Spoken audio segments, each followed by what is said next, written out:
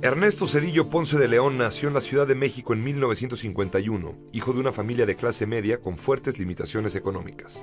Cuando tenía 3 años, sus padres se mudaron a Mexicali. Ahí, el joven Ernesto vendía periódicos, tornillos y aguas frescas para ayudar a su familia. Terminada la secundaria, regresó con su hermano a la capital del país para estudiar el bachillerato y se inscribió después en la Escuela Superior de Economía del Politécnico Nacional.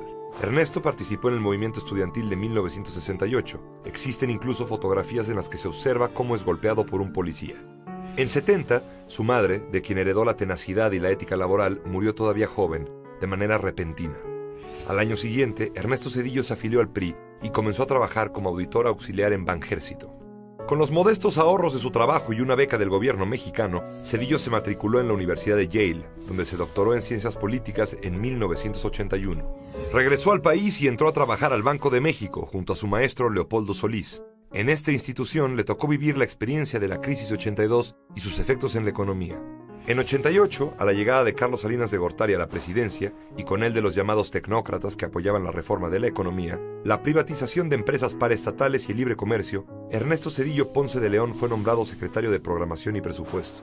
De ahí, pasó a la Secretaría de Educación Pública en 1992 y al año siguiente se convirtió en coordinador de la campaña de Luis Donaldo Colosio, candidato del PRI a la presidencia. 1994 fue un año terrible para México. Inició con el levantamiento zapatista en enero y continuó con el asesinato de Colosio. Carlos Salinas de Gortari tuvo que elegir, ejerciendo su facultad no escrita, un candidato sustituto. Se decidió por Zedillo, quien contaba con poca experiencia política pero un amplio conocimiento económico.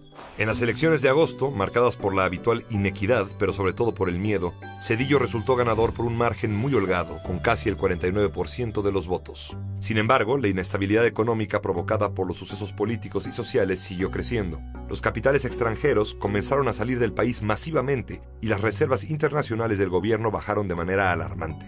El gobierno de Salinas se negó a devaluar la moneda, tratando de mantener una imagen de éxito que ya no era real. Al tomar posesión de la presidencia en diciembre de 94, Zedillo decidió afrontar esta situación, pero la forma de hacerlo no fue la mejor. Antes de devaluar la moneda, hizo ver sus intenciones a empresarios mexicanos y extranjeros, lo que provocó una mayor salida de divisas. El peso se devaluó de 3.4 a 7.20 pesos por dólar, y México se vio en dificultades de pago aún mayores. A esto se le llamó el error de diciembre. Zedillo y Salinas se culparon mutuamente de este problema. La enemistad no se detendría ahí.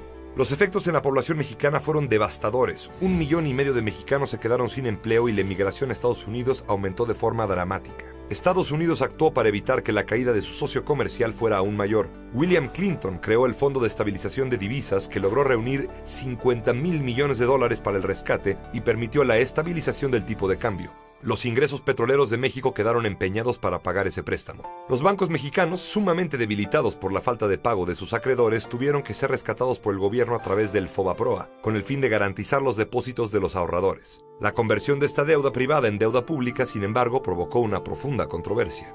El aumento en las exportaciones, gracias al tipo de cambio favorable, permitió que México se recuperara lentamente de la crisis. En 97 se pudieron pagar por adelantado los préstamos contraídos con Estados Unidos. El crecimiento de la economía en 99 fue ya del 7%. La crisis económica también llevó a una profunda crisis de seguridad. Crecieron los secuestros y el crimen en las grandes ciudades, así como el narcotráfico. Durante el sexenio de Ernesto Zedillo no se llegó a una solución con el EZLN. Sin embargo, para 99, el levantamiento guardaba silencio. 2 hechos violentos sacudirían al sexenio: las matanzas de indígenas zapatistas en Acteal, Chiapas, por parte de un grupo rival supuestamente vinculado al PRI, y la masacre de campesinos en Aguas Blancas por parte de la policía guerrerense. En 1995, el hermano del expresidente Salinas, Raúl Salinas de Gortari, fue aprehendido por la PGR bajo los cargos de asesinato y enriquecimiento ilícito. Aunque Zedillo anunció que en México había terminado la impunidad, el caso se volvió un enredo. 10 años después, Raúl Salinas dejó la prisión y al cabo fue exonerado de los cargos. En el terreno político, la oposición comenzó a ganar terreno a lo largo y ancho del país. Zedillo dio total autonomía al Instituto Federal Electoral y en 1997 reconoció la histórica victoria del perredista Cuauhtémoc Cárdenas en el Distrito Federal. En las elecciones presidenciales del 2000, Zedillo se comportó como un auténtico demócrata. En televisión reconoció el triunfo del opositor Vicente Fox a los pocos minutos de que el IFE terminara el conteo. Los dinosaurios de su partido no tardaron en tacharlo de traidor. Actualmente, Ernesto Zedillo está alejado de la política, da clases en Yale y participa en diversos programas de las Naciones Unidas.